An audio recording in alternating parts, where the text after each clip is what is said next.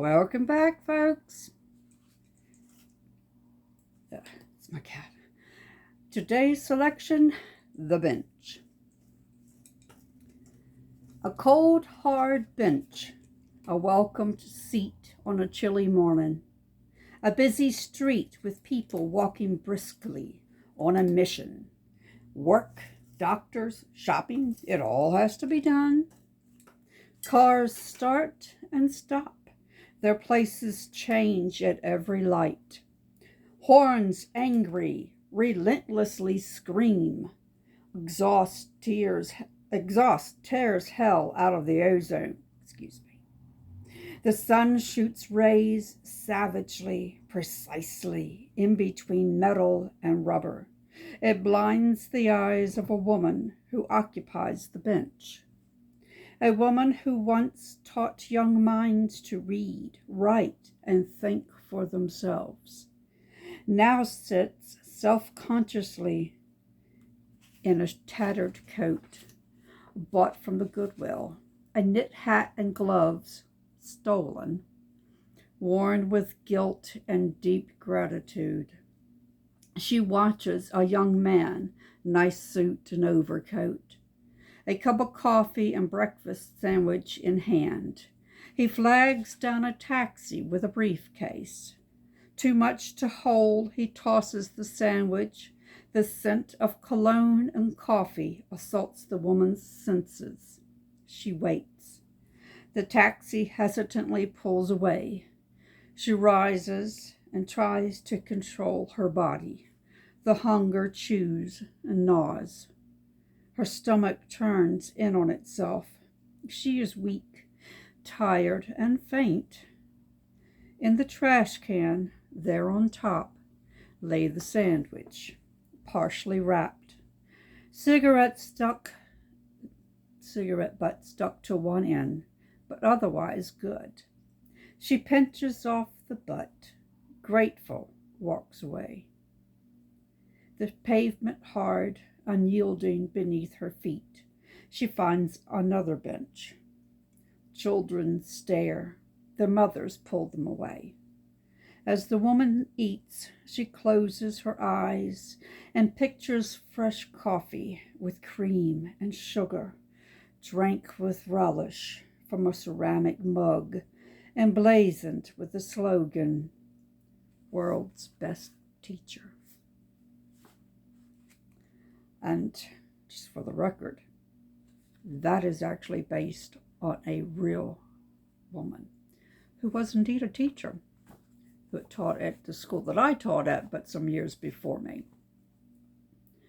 And I don't recall exactly how the story went, but I know she had lost a child, and then she lost her husband. And she tried hard to keep hold of her job, and a lot of the people she worked with helped her. She ended up becoming an alcoholic, and she was homeless for a while, and actually kind of slept and lived in the school or in her car, because we had a washing machine and dryer and all that. Since we had children who were preschool and who were special ed, which is where I was, and we sometimes had accidents. We had to wash things and dry things, and kids, are kids, and so she would use that often. I do not recall her name, not that I would impart that anyway, but I don't even know what happened to her. I know that she had left before I had started working there. But I think of her from time to time, and I think of all teachers, because regardless of what people may think, a teacher's salary is really crap. And as a teacher's aide, we got paid next to nothing. I imagine they still do. But the point is, this might seem far-fetched to most people, but believe me, it is not. And especially if you're a teacher who has, that's the only income you have, is your teaching income. And if you have children along with that, it becomes very, very hard to live on. Not to mention the fact that regardless of what they may give the school, it is kind of spread out amongst the departments and the teachers according to what their need might be. And speaking from special ed only, we didn't always get enough to help offset the things that the students actually would need and what they would go through. So sometimes things had to be supplied by, teachers. Yeah, I even helped a few times with what I had. But, it's a sad fact. And teachers are the ones who are forming the minds and the ideas that our children are going to grow up with. People want to think that it's parents, but I actually added it up one day. I spent more time with those students than the parents did. I was with them 5 days a week, and I was with them for longer hours than what the parents would have had.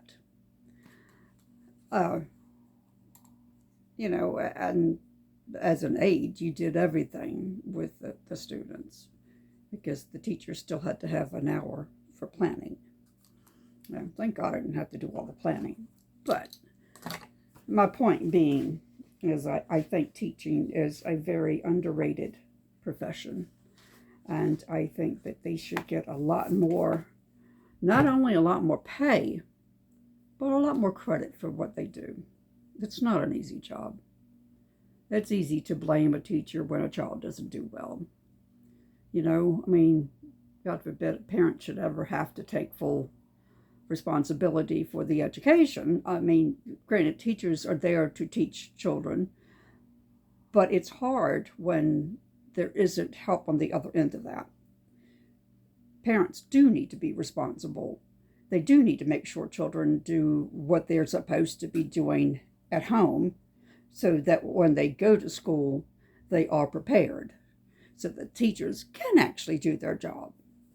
And it's made worse when there's behavioral issues put into that. And to be honest, a lot of parents, and not all, a lot of parents are really good parents that take a lot of interest in what their children do as students. Sometimes you have parents that might push too hard. But working in schools where you don't have parents who have that interest, a lot of them aren't really that interested in what they're doing. So it's harder for the children, But, that's beside the that's for another day. The point is, teachers have a hard job, and they really need a little bit more respect, and they need a lot more help. And a better income. Let's face it, they are the ones who are going to be responsible for the adults who end up taking care of us down the road. Hopefully, long way down that road. All right, I've rambled enough. Love you guys. If you are listening, if indeed anybody is, take care of yourself. God bless.